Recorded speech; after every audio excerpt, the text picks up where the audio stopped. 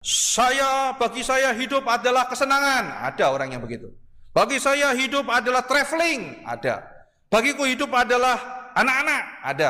Bagiku hidup adalah hobi. Itu semua boleh, saudara. Tapi itu bukan keseluruhan kehidupan. Itu harus ada ujungnya, saudara. Itu harus ada ujungnya. Dan ujungnya itu tidak boleh sekedar yang tadi disebutkan. Itu cuma bagian kehidupan. Ujungnya harus Kristus. Saya kerja, ujungnya adalah untuk Kristus. Saya jadi keluarga yang baik, ujungnya untuk Kristus, saudara. Jadi di dalam Kristus, saudara, Paulus mengatakan hidup adalah Kristus. Kenapa? Karena dalam Yesus itu kita nggak sekedar hidup. Buat apa, saudara, hidup kok cuma sekedar hidup? Bagiku hidup adalah Kristus. Yesus janji, aku akan kasih kamu hidup dan hidup yang penuh kelimpahan. Itu janji Tuhan. Pak, aku mau sharing, Pak. Kenapa? Ya, anakku pekerjaannya luar biasa, sangat diberkati Tuhan, Pak. Dia orang yang sangat dipercaya sama bosnya. Teman-temannya tuh belajar banyak dari dia. Wah, ini luar biasa. Oh, Pak, luar biasa sekali. Kenapa? Studi anakku diberkati Tuhan luar biasa. Dia bahkan bukan cuma sekedar dapat beasiswa, dia bisa cari penghasilan. Dia malah kirim ke rumah. Puji Tuhan, luar biasa. Wah, itu kita mesti bersyukur sama Tuhan. Jadi itu bukan cuma sekedar survive, saudara. Ada sesuatu makna, ada kelimpahan yang bisa diceritakan dalam kehidupan. Zaman Paulus itu ada 4 aliran filsafat yang sedang ngetren. Itu namanya letter Sokratik ya. Yang pertama aliran Epikuros, hidup itu untuk senang-senang. Pokoknya hidup ya nikmatin aja, cari senang, itu namanya hidup. Paulus mengatakan no. Dia dalam Korintus tentang itu. Orang yang gak kenal Tuhan bilang, mari kita makan, minum, menikah karena besok mati. Paulus mengatakan itu orang gak kenal Tuhan. Kita gak hidup seperti itu. Ada orang stoik mengajarkan apa? Hidup itu harus beretika, menyelaraskan diri kepada Sang Logos. Hidup membangun benteng jiwa supaya kamu tetap bisa waras di dunia yang gila. Kok kayaknya hidup suram sekali gitu ya. Paulus tidak mau seperti itu. Itu bukan hidup bagi saya. Atau seperti orang sinis, apa itu hidup, apa itu makna, tidak ada lah, semuanya omong kosong.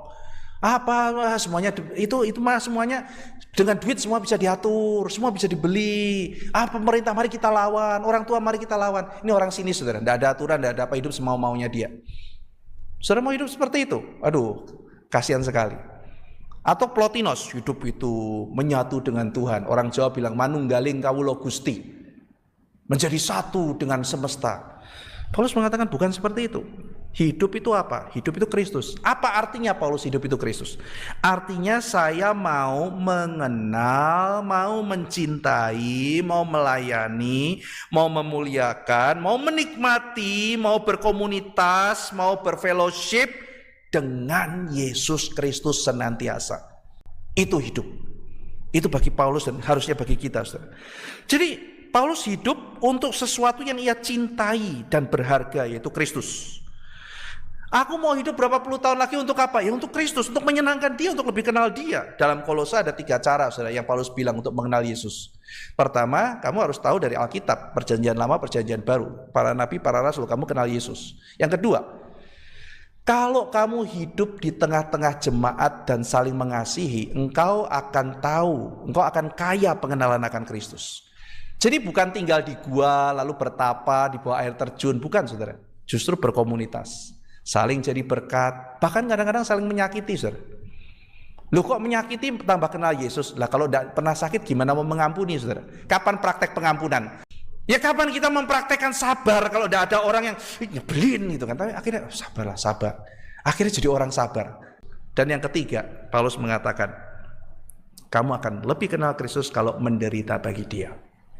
Aku memberitakan Injil kok disalah mengerti. Aku ajak orang ke gereja difitnah dan sebagainya. Aku melayani difitnah. Itu bagian daripada bertumbuh melayani Tuhan dan mengenal Tuhan. Jadi hidup itu akan jadi penuh karena Kristus, saudara. Yesus itu bukan cuma sekedar memberi kita sekedar hidup, tapi dia akan memuaskan intelektual kita. Nah, jadi hidup menjadi penuh, intelektual penuh. Dia juga memuaskan jiwa kita, saudara, memuaskan rohani kita, jelas sekali.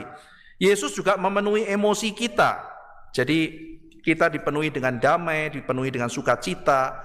Kita juga didorong kehendak kita untuk mengasihi, untuk aktif mentransformasi masyarakat, keluarga. Kita juga dikasih kuasa untuk berkarya. Kita dikasih kuasa untuk bertahan dalam penderitaan. Nah, ini unik sekali. Banyak orang Kristen menderita dalam Yesus malah bukannya hancur.